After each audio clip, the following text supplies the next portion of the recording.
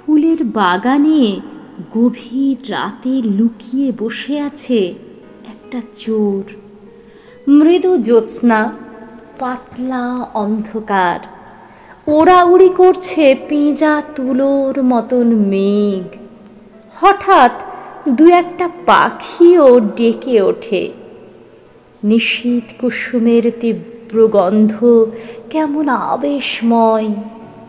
সেই গন্ধ কি ওকে সম্মোহিত করতে পারে না? চোর হলেই কি তার থাকবে না সৌন্দর্যবোধ?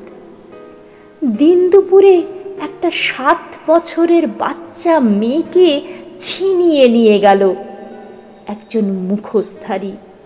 ওরা মুখোশ পরেছে, পড়ুক, কিন্তু এতটুকু বালিকার মুখের হাসি কি ওরা দেখেনি? গলা টিপে সেই হাসি মুছে দিতে গিয়ে ওদের বুক কাঁপবে না?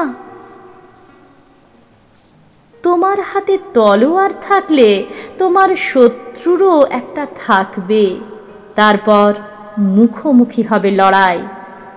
এটাই তো মানুষের নিয়ম। যারা পেছন দিক থেকে আঘাত হানে, নিরস্ত্রকে পুড়িয়ে মেরে অট্টহাসিতে হাওয়া কাঁপায়, তারা কি মানুষ? জনসংখ্যা যত বাড়ছে ততই মানুষের সংখ্যা কমে যাচ্ছে। এই সব কথা মনে এলে কোনো খাদ্যে আর স্বাদ থাকে না। সব সুরই মনে হয় বেসুরো। সব গাছ থেকে ঝরে যায় ফুল, শিকড়ে লাগে পোকা।